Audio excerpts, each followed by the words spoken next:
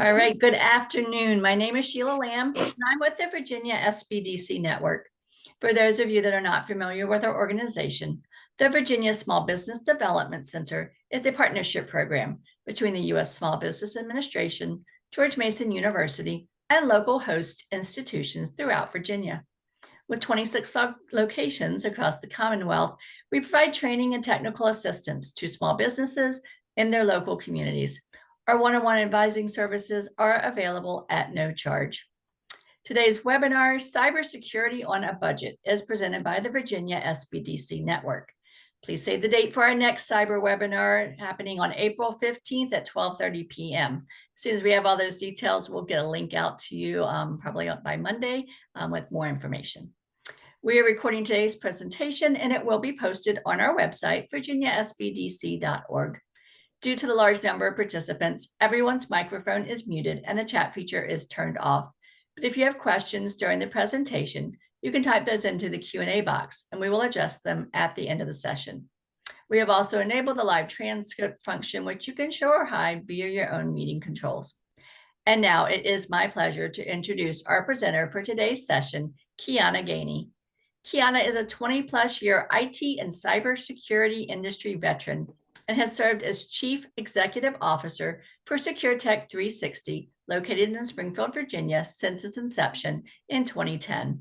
She is also the Cyber Industry Specialist for the Virginia SBDC. Welcome, Kiana. Thank you, Sheila, and welcome to everyone.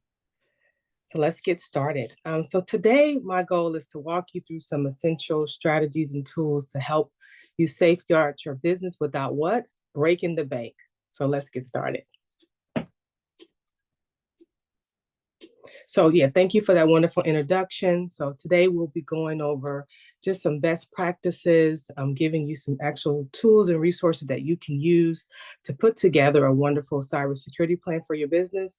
And we'll take up with some questions at the end and then some contact information if you want to do either a one-on-one or need some additional information. Next slide.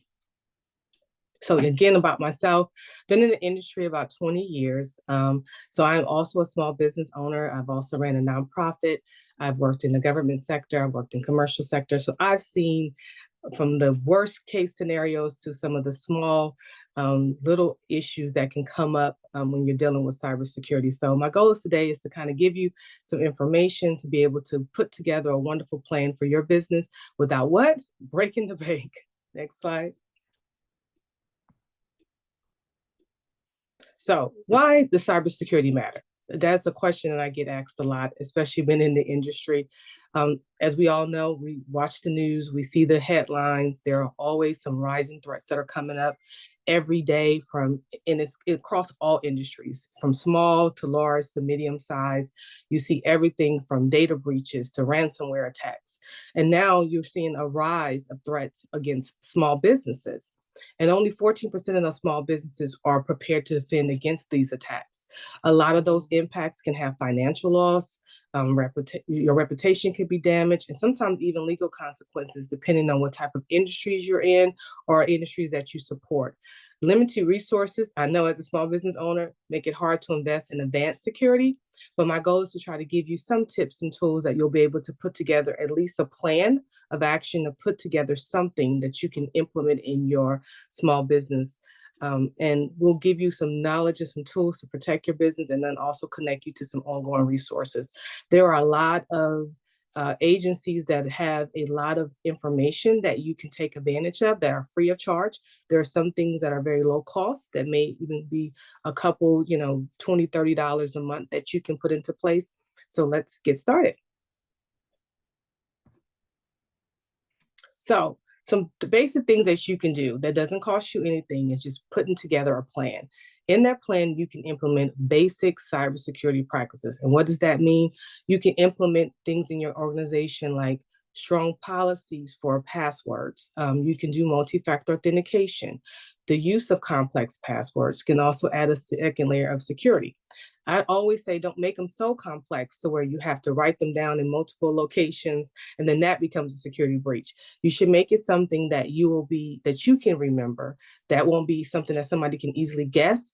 I like to do things that are like phrases, and then I like to add numbers and some different things to make it almost like a puzzle, but I know what the puzzle means. It may not mean something to someone else, but it means something to me. Other things you can do is like backing up your data on a regular basis. Regular backups can protect your data, can protect you and your data against things like ransomware attacks, system failures, because if you have something that you can back up, that you can bring back up in the event that something happens, having that in place is very crucial. Also, I always say, outside of making sure that you're regularly backing up your data, one thing to do is to test those backups. You'll be so surprised how I've seen some of the larger organizations spend thousands of dollars a day in backups, but they never test their backups.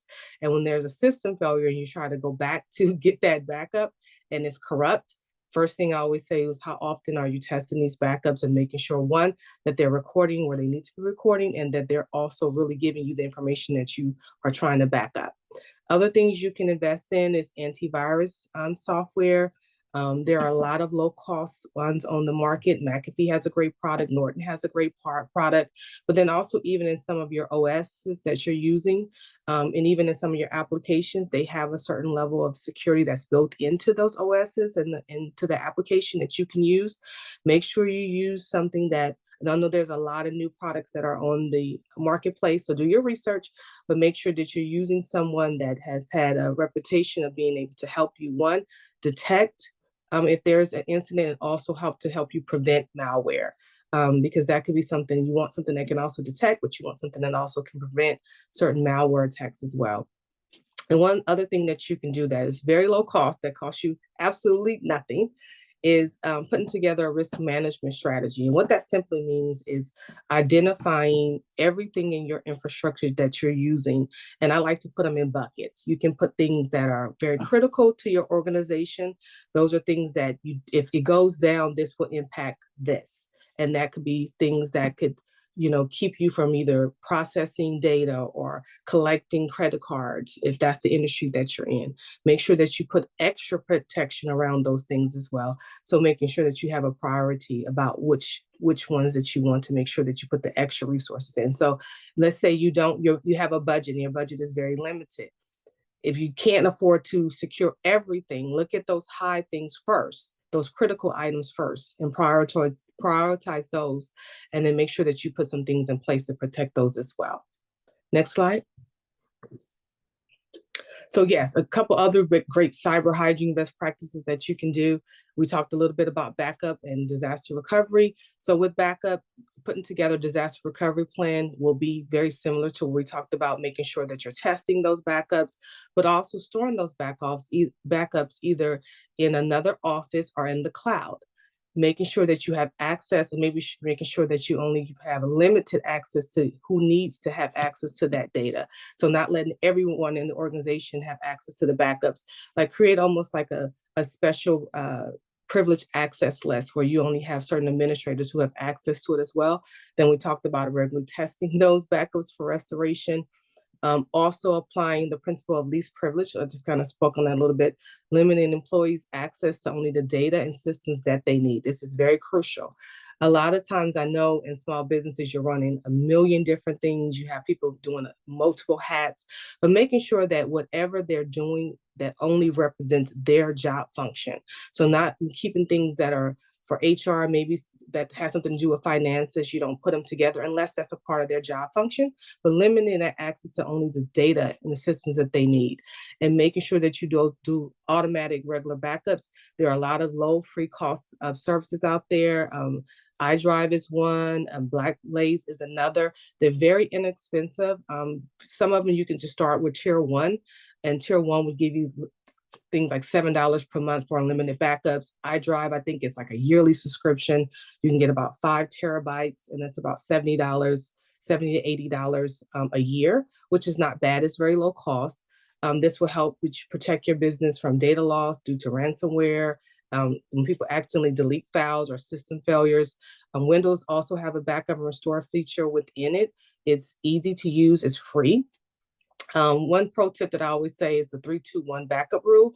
Keep 3 copies of your data, 1 primary and 2 backups. Store 2 different types of medias, one maybe on the cloud, another on external hard drive, and then maybe keeping one off a backup site, maybe in cloud with cloud, or maybe a different storage drive as well. I've had some clients who will back up some of their data and put it on an external hard drive and then lock up that external hard drive. I'm like, if you're backing up your data to an external hard drive, make sure you protect that hard drive as well. Put that somewhere else, maybe off-site, lock it up in a safe somewhere that people don't have access to it as well. Next slide. Other things that you can do. This is like one of the, you'll be surprised that even the large organizations still have problems with this, is the regular software updates. You know, patching is very crucial to making sure that you're keeping your infrastructure safe. Patching, you know, you get the updates that says patch to the latest update, using that as a method of making sure that you're keeping your infrastructure safe as well. Using things like multi-factor authentication as an extra level of protection against unauthorized access. We've using it now more than ever. I know even with everything from when you're trying to log into your bank, or if you're trying to access something that's in the cloud, they'll send you a separate text, maybe on either email. They'll actually, you want the text to go to, do you want the code to go to your phone, or do you want to go to an email that you've already established? Those are very simple, low-cost things that you can do within your own organization as well. There are some great products out there that you can use that can also help with that. Google Authenticator is free. It generates a one-time passcode, which gives you a two-factor authentication. Microsoft Authenticator is also free if you're using Microsoft products as well. Duo it has a free tier that's available, but the business grade is also like a two-factor authentication. It's very low cost, depending on the amount of users that you have. I've seen more mid-sized organizations use them, but you can also just check it out to see if it works best for your organization. A lot of sensitive business accounts should have multi-factor authentication. Anything that's including financial, HR data, they all should have some form of additional layer of protection with it as well. Because even if a hacker obtains your password, they won't be able to log in without that second factor. So just something to consider as well. Other things you can do is encrypt your data, both at rest or in transit. And what that means is that it's something as simple if you're using a PDF, and the PDF has sensitive information. You can put a password on that PDF and send it in another form of another method. You can send it in another separate email, or maybe text someone the code. Never put the code within the same email when you're sending an encrypted document. If you're trying to make sure that your information is protected, send it in two forms so that it doesn't get, the hacker doesn't have access to it when it's either in rest or in transit. And then also do certain things like periodic security audits for your small business. I like to do, even as far as one of the biggest, you can spend thousands on technology, but one thing I always do is the social engineering piece, especially with my employees. I will call sometimes and try to see if I can get access. I've even had people try to go into the building to see if we have a sign in and sign out sheet. So I'll make sure that the person at the front, did they ask you to sign in? And when you signed in, did they ask you to sign out? Did you put a date and did you put a time? I also check the logs as well. So doing those kind of pop-up audits also can keep your organization safe. And those are low cost. Those are just things that you can put into place to make sure that things are working as planned as you put them forth. As you're spending the time and the money and the energy to put together a great program, you want to test those as well. Next slide.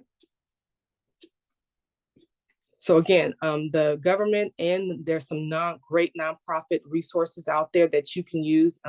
CISA is a great organization. They have some free vulnerability scanning and security tools that you can use. FTC also has templates and great things that you can use to help put together the things. I know I've said things like disaster recovery plan, incident response plan, so a security plan. They have great templates that you can use. Know4 Be Sure also is another organization that has like free training that you can use. It's not the greatest form of a training program. I mean, it's free. It's something that you can use if you don't have anything.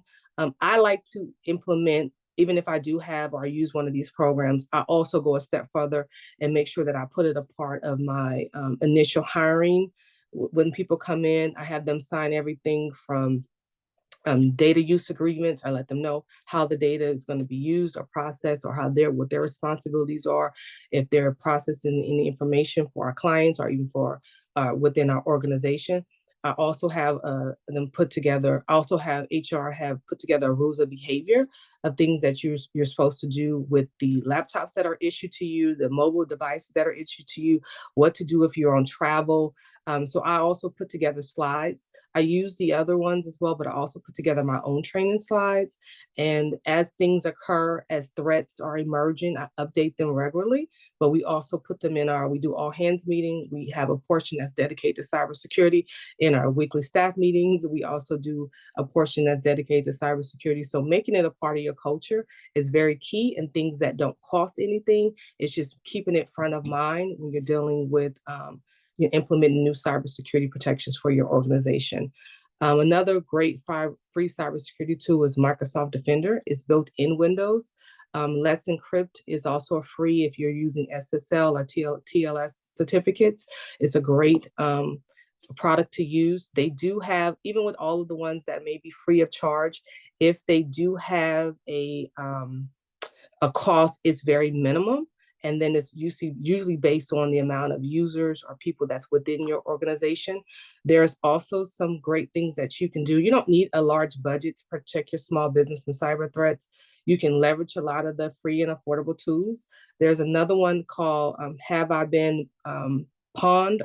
This is really to see if your email address has been used in a data breach.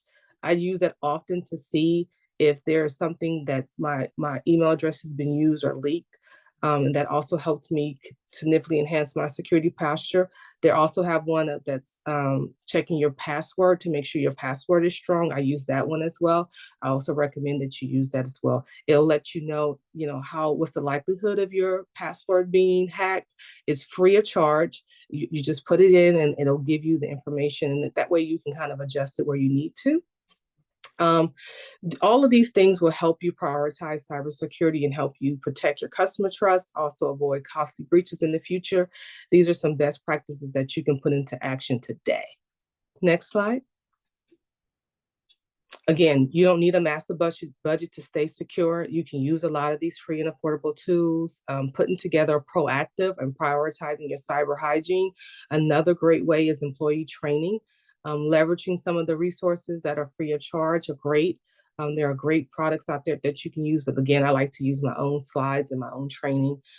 Performing that basic risk assessment that we talked about, looking at your organization, look at what you're protecting, look at what your cost factors are, and looking to see where you can put together a budget.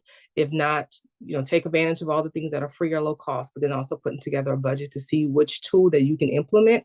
And then I always like to do something like I believe in rolling things out, maybe in a monthly or quarterly basis, so that you're not, having all of this upfront costs, so that you can kind of implement things and then also socialize it within your organization. Make sure your employees are trained to use those new things that you have in your infrastructure as well, because that is key as well.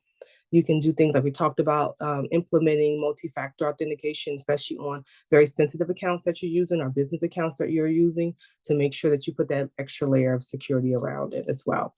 Next slide. So get a couple key takeaways and next steps as you're putting together your plan. Preparation is key.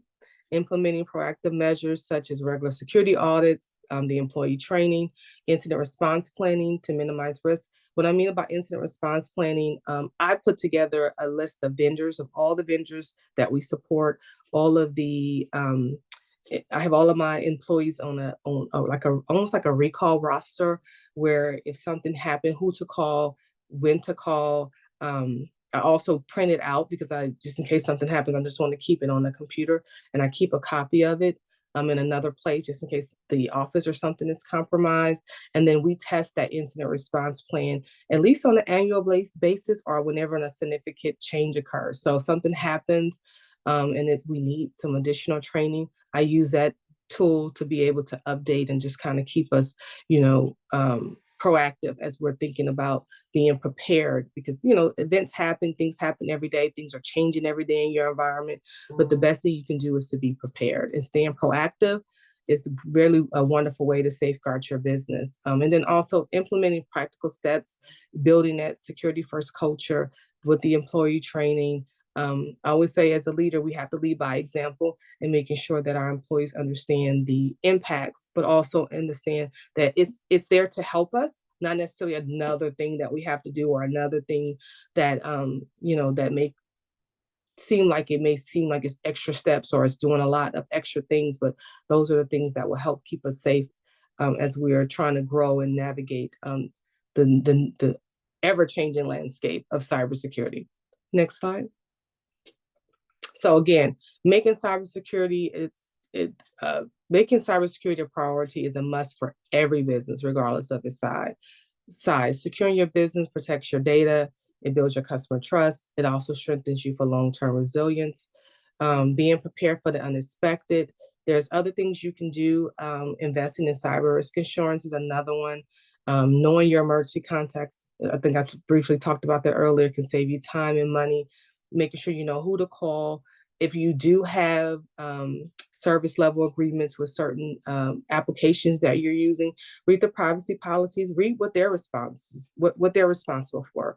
Read about and make sure you implement that in your responses. So if you have a service level agreement and says that the application or device, they have a guarantee that 99% that if it goes down, that it's supposed to be up in 48 hours. If something happens, you can hold them to those service level agreements, but you have to make sure you read the fine print and make sure you understand what their responsibility is to you if there's a service that they're providing. Next slide. So I know I went over a lot, and I try to cover as much as I could to really get to just horn in that cybersecurity can be done on a budget. There are low-cost things that you can put into place. There are things you probably already have in your infrastructure that you can use and get started today. So if there's any questions, I'd like to open up the floor for it now. We do have a couple questions that have dropped in. So first question, if we use Microsoft OneDrive, does that back itself up, or do I still need to purchase an additional kind of backup? So Microsoft OneDrive, it doesn't back itself. So you can use it as a backup method, but you have to set it up to how you want it to be backed up. You can have it backed up incrementally, meaning anytime that there's a different change that happens, or you can have it backed up on a monthly basis, a daily basis. But there's also costs associated, right? So even when we're using these cloud tools, and it may be low cost as an entry point, but make sure you read the fine print, because you don't want to give yourself a shocker when you get a bill that says that you spent more than what you really needed. So making sure you understand what you're backing up, how often you want to back up, and then always say start with the most critical things first, because I mean everyone's in sales, right? So they may try to sell you to back up everything, but if you don't have the budget for it, you have to prioritize what's most important, and make sure you understand what you're backing up and use the critical things first. And then even as time goes on, I always like to do check-ins. Like it's quarterly. If I see that, okay, I've been spending $200 on backups and I haven't had to, restore from a backup over the last 6 months, maybe I'll reduce it down, or maybe I find that maybe I need to increase my backup. So doing those regular check-ins is important as well, because you just don't want to accumulate a new bill for something that's not really solving a solution for you. Okay, next question. So I know there are several opinions on password etiquette, but what is your opinion on password minder software like 1Password? This attendee goes on to say, I prefer to let it generate a very difficult password for 99% of my accounts. And then all I have to do is remember 1Password to access my user pass info when signing on with any of my devices. So I believe that even when you're using any type of, I think it's a great product. I've heard great things from certain people that they actually like to have a password minder software that gives them more complex passwords, because maybe they can't think of something that will be easily, that's something that someone will be easily guessed. I'm I'm from the mindset is that I believe every person should pick things based on their risk appetite. If you feel that it's something that's working for you and that's something that is sufficient to meet your business needs and you haven't had any issues with it, then I say that that's probably the best, route for you. For some folks, they may feel like, if they're guessing my password, then they know my password, then is that a risk as well? So again, I always like to err on the caution of balancing risk versus what you need. So think about what you need versus the risk that's associated with it and see where it meets. But one way or the other, I think that they're great tools. I have used them in the past for certain accounts. I don't use them for all accounts because that could be maybe a strategy for yourself as well. Maybe not use them for every account. Maybe use them on certain accounts and then maybe use another method in another account, right? That could be another thing that you can do to kind of balance out risk versus using these type of great programs as well. Great. Okay, so the next question actually sounds like a topic for an entirely separate webinar, but I'm going to go ahead and let you, we don't have any other questions in right now, so I'll let you go ahead and address this. But then, like I said, maybe it's a thought for a next topic. So please elaborate on the type of cybersecurity risk and how we can identify them. Right. So there are so many risks that are in the mainstream, even media right now. Some of the most popular ones right now are malware attacks, ransomware attacks, phishing attacks, even smashing attacks. So now all those are some the phishing attacks. You'll see like an email that looks like someone that you know, and it may be something that may be just a little off. Maybe it may have some misspelled words, but even now they're getting very sophisticated. It may even look from an organization. They almost kind of got it mimicked down to where you almost be like, I think that's correct. So there's a lot of things that are out there. The best thing that you can do, I always say, as risk are always going to be there. Educating yourself on what the risks are associated for your industry and making sure that you have a plan in place to mitigate those risks. Make sure that your employees and yourself are trained to be able to how to fastly identify if something's wrong. I always say if it looks out of place, just like with anything, cybersecurity is no different than regular security in your own life.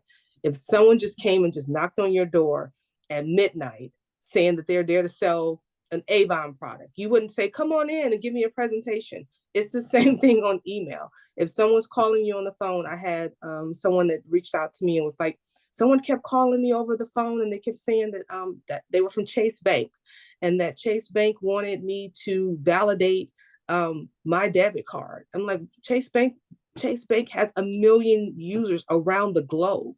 The fact that they chose you and your phone number to call you at a particular time and needed your information and needed you to validate that in real time, did it feel right?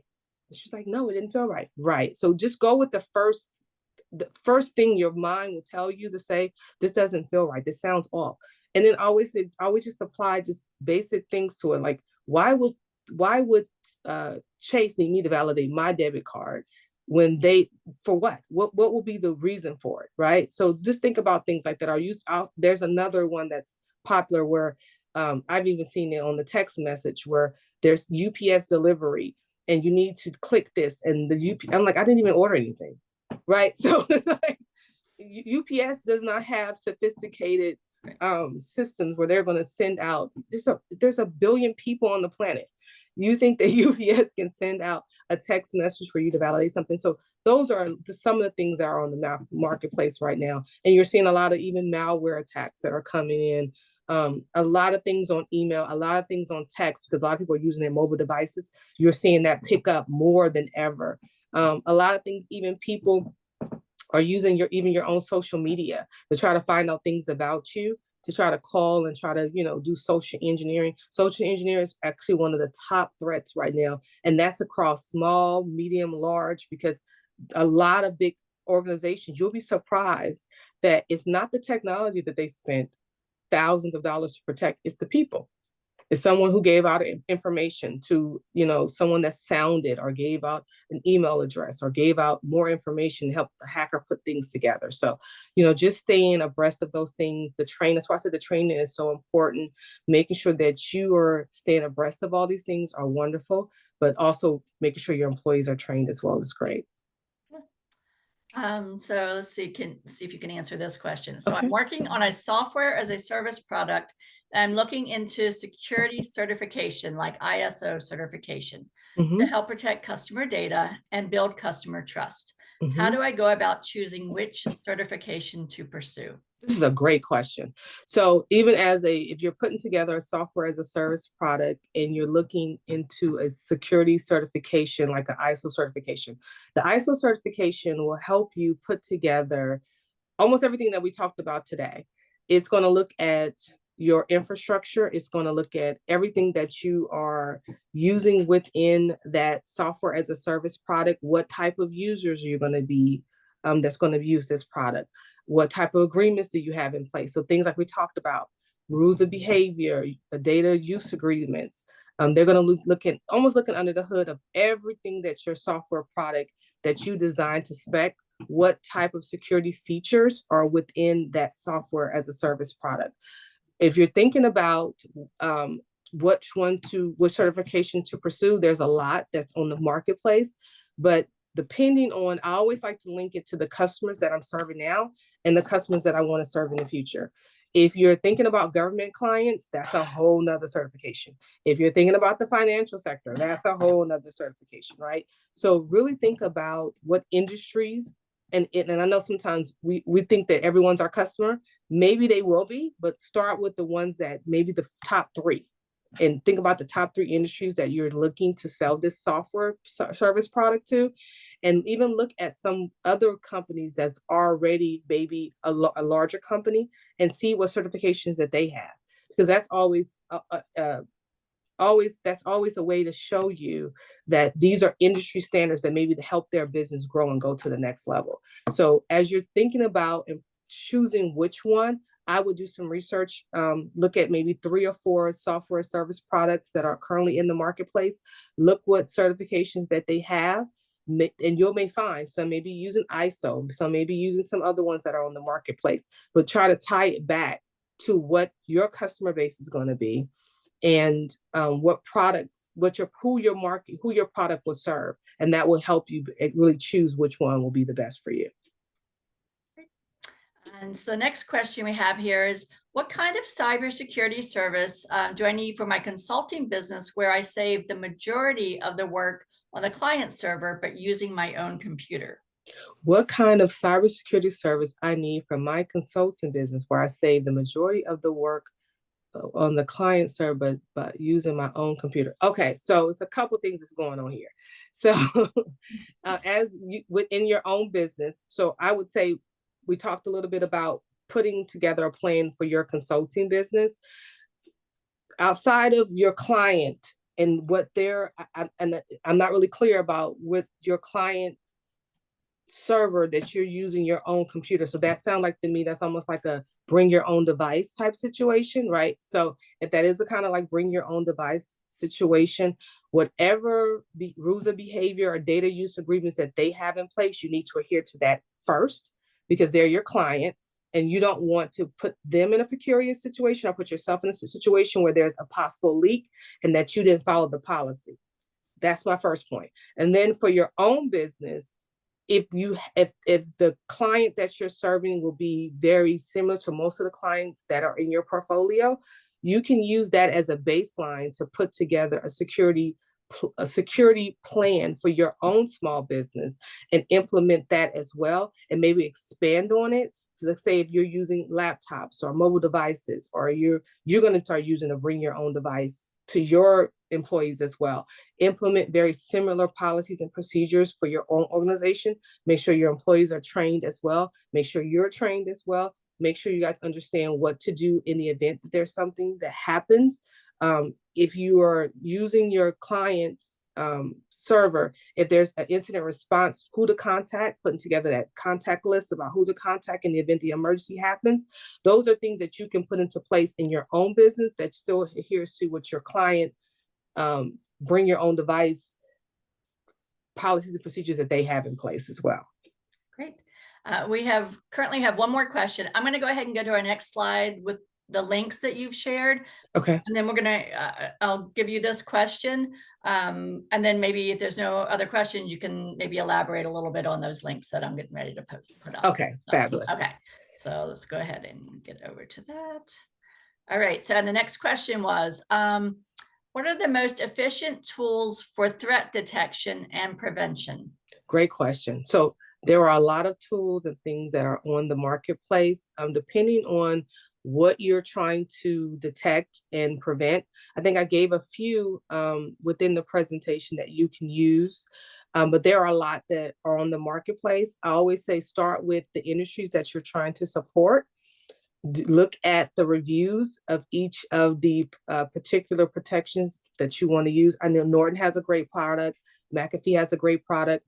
If you already have things that you're using within your organization, look to see if they had additional add-ons. I always say use products that you're familiar with versus going out and starting a whole new product line, because with any new product, with anything, there's going to have additional things that you have to put into place. If you're currently using something, see if they have different products within there, because most of them do. Most of the antivirus or protection, IPSs or IDSs, they all kind of work hand in hand. They always have some form of add-on or some form of different additional product that you can use. Read the reviews, make sure it's still something that you can use that will be able to give you the protection that you're looking for, but they're great products and they're usually very low cost, especially if you're trying to do something, if you only have like several users within your organization versus buying a whole enterprise license for something. So I always say start small and then use something that you currently have in place. Okay, so if there are any other questions out there, please go ahead and drop them in the Q&A box. And Kiana, I'll let you, if you want to touch on some of these links and resources while we Yes. Great. Yes. All right. So if you want to, I'll let you. Whatever you think would be. Great. I can't see the slide. Oh, did they go away? Yeah, they went away. I still see them. Okay, no worries, but I can kind of talk through them. So I know if anyone else can't, though, let me know in the Q&A box if you can't see the slides. Just so I can read what you have down here if you like. Okay. Okay. So you have resources, training materials, know before security awareness training. Yes, I think I talked a little bit about that in the presentation, but it's a free, and they do have some paid versions of the security training. But if you don't want to start from scratch and you just need something that's in real time, it will at least give you the basic cyber hygiene protection things that kind of what we talked about today, something that you can take and use within your organization on day one. I also still believe that you should develop your own, because there are going to be certain things that are going to be unique to your organization that you should also train your employees on well. But it's a great program, free of charge. And I think they do have a subscription-based program that you can use that's also low cost as well. So take advantage of the free first, see if it's something that works for you. And if it's something that you want to use in your organization, then feel free to pay for the paid version as well. The next one you have listed is SANS, S-A-N-S, Security Awareness. Yes, so SANS is another great organization that have a lot of free training. Even for the question that had about the consulting business and where to get started, and you're using kind of bring your own devices and those type of things. They have great resources there to put together some of those agreements that we were talking about earlier. And then they also have some training that you can use for yourself, or even if like say, if you want to train your own in-house cyber professional. If you have someone, I always say if you have someone that have like a minimum IT background, or even just a cyber novice, or someone that just is interested in it, I always like to give someone a particular duty within the organization. Like I have someone that does physical security, I have someone that does different other levels of security, and it can be, another low cost way of being able to have someone that is a part of their job function as well. SANS has great training for them as well that you can take advantage of. Great. Next one you have listed is phishing.org. Yes, phishing.org. We just talked about some of the threats, and that was one of the questions that came up. They have some great resources out there so that you can kind of you can also almost navigate, because I can't say, I always say, I don't like to say you can try to figure out, because you got to navigate it, because they're very sophisticated, some of the tools and things. The hackers spend a lot of money and time sometimes to try to get information, and it can get very tricky. So this is a great resource that you can use to be able to help you be able to identify some of the newer things that are coming out. It also, it's a great way to do an exercise with your employees as well, to see. I always do one where I'll put up an email and say, what's wrong with this email? And sometimes it'll be, I just want to see if they're looking for certain things and certain clues. And then you'll be surprised. They're like, it looks fine to me. I'm like, okay, so let's go through it and see what was wrong. There was a couple misspelled words. You know that someone that's in HR would not contact you at midnight looking for you to send them a copy of your pay stub.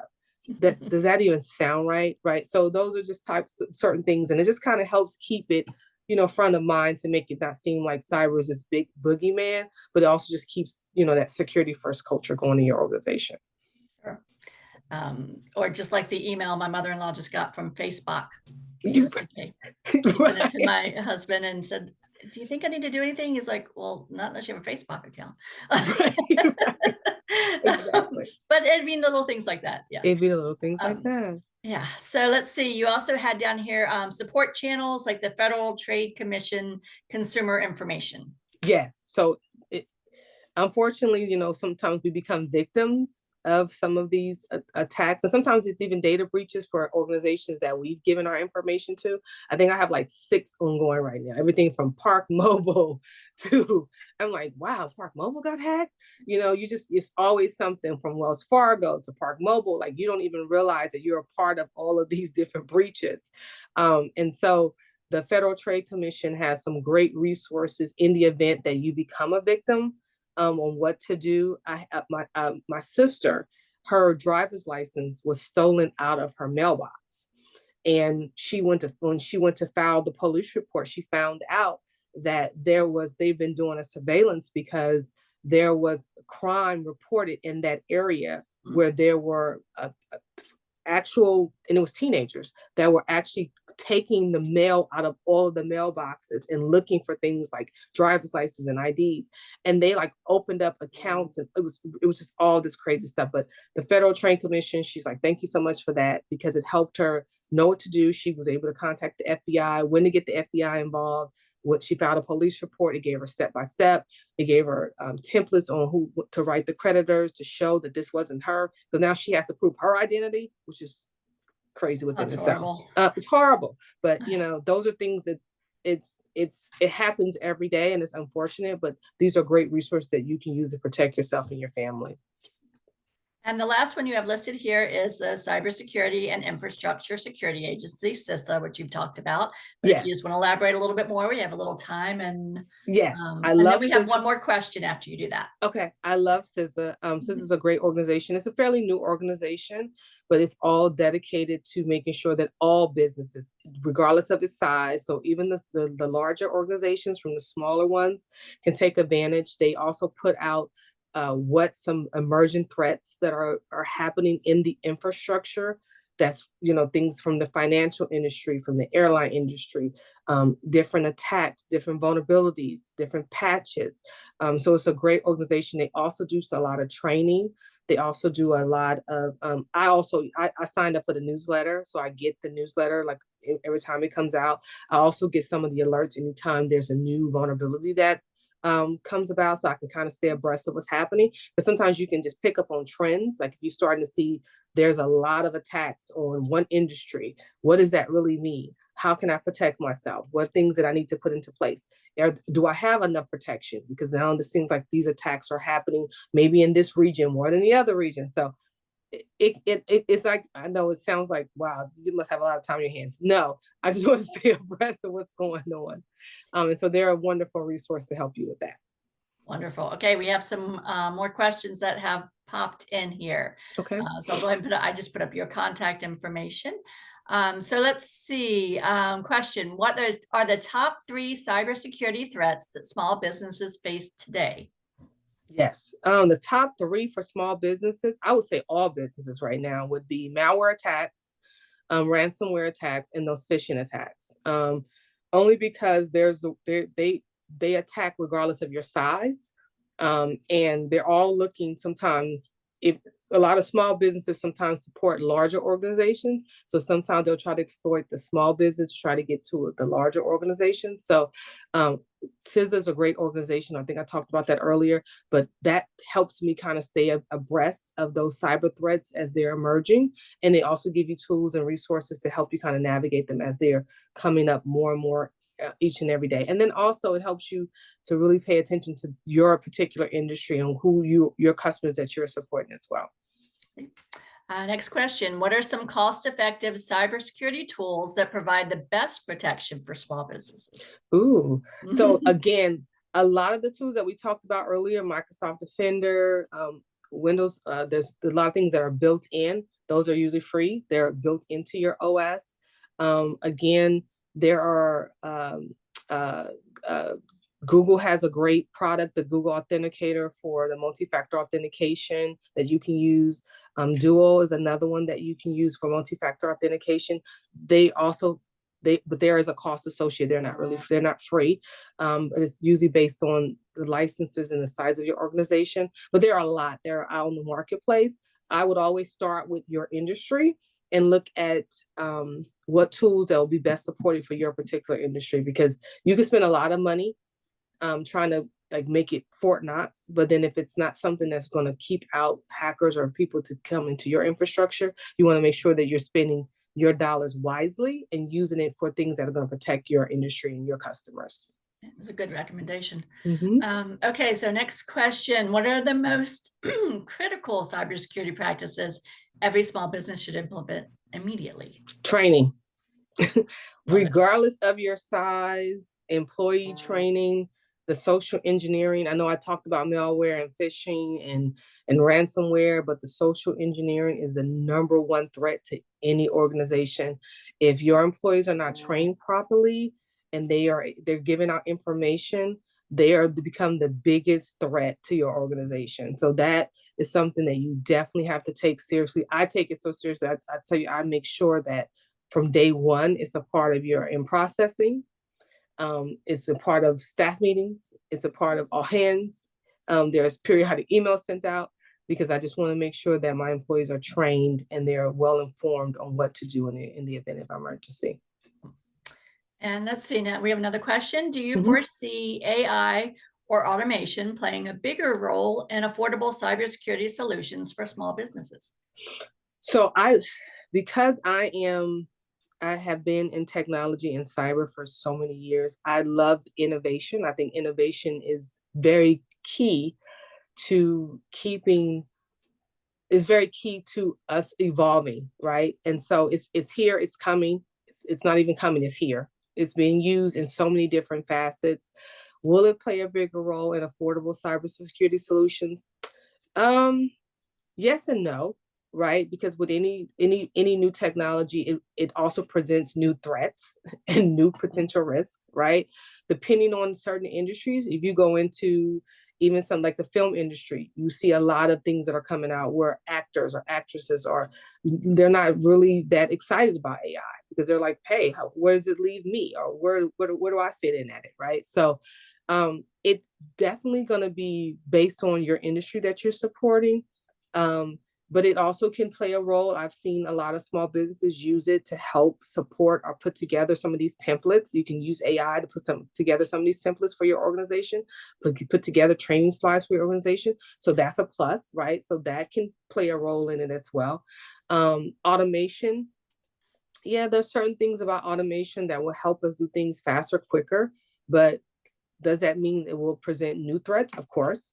So the best thing you can do is just make sure you're well researched and implementing what AI or not implementing AI or using any form of automation to make sure that it doesn't create a bigger risk to your organization, that is there to actually assist and making sure that you're keeping your organization safe, or it can assist you with you making your organization safer. Okay, so I think based on what you just said about being technology so long, but I think Mhm. this could play into the cybersecurity.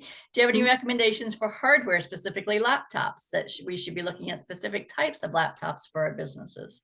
That's a great question. And I will say this. When you're thinking about hardware for your organization, again, I always go back to the customers that you're serving, the data that you're going to be processing, and how you're going to be using those laptops and that hardware within your organization. If it's something that's going to be used where you're going to be doing a lot of processing of information, maybe it's something heavy with graphics, you think about, would that be something, will a Dell laptop support that, or would it be better sufficient for me to use a Mac laptop? And then depending on which laptop you choose, what potential threats will that introduce to my environment? So I would say I would not necessarily go about picking a specific type of laptop, more so than what the function and what you're using that laptop for. I would start there first, and I would pair my business needs to the risks that are associated with whatever hardware application laptop device that you're using, to make sure that it's going to give you the level of protection that you need to be able to perform your business, but also protect your business and its customers as well. But they're all great. I mean, you'll hear some ones. I've seen a lot of small businesses use Dell. I've seen them use MacBooks. I've seen some use HP, even Google Chromebooks. All of them have a level of that can get the job done, but it's more so about, will they give you the level of protection that you need for your small business? Hey, I'm going to put out a last call for questions. We got about 9 minutes. So if there are any other questions, go ahead, please, and drop them in the Q&A box.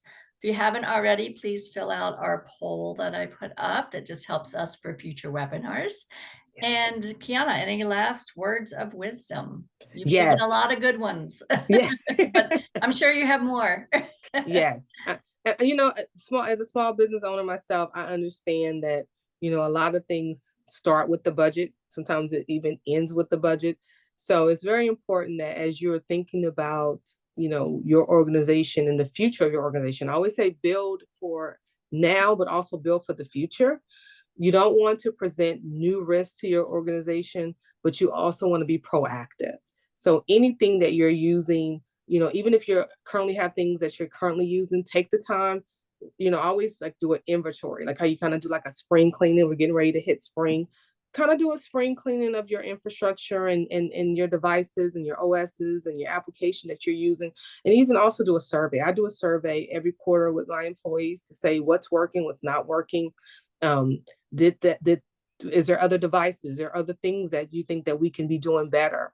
And you'll be surprised. They'll be like, well, you know, I think this worked, but this will work better. And sometimes it's cost savings for me. Just doing a post on my organization to see what works, because sometimes, you know, we're looking at one thing, but we're not looking at everything. So always make sure that you're incorporating your employees into the picture, because they're also on the front lines to help you be able to protect your organization reputation. So that would be my number one tip. Great. Perfect. We don't have any other questions that have popped in. So Kiana, thank you so much. Thank you. I want to thank everyone who joined us today and for all the fabulous questions. As a reminder, you're going to receive an email with a link to the recording and to the slides with all of these great links. If you would like to sign up for upcoming webinars or access recorded webinars, please visit virginiasbdc.org/training. This webinar and other SBD resources are designed to be used in collaboration with your local SBDC advisors. You can sign up for a free and confidential session by emailing help@virginiasbdc.org or via our website. And we hope to see you next month at our next session. Take care, everyone. Yes, thank you. Have a great day, everyone. Bye-bye.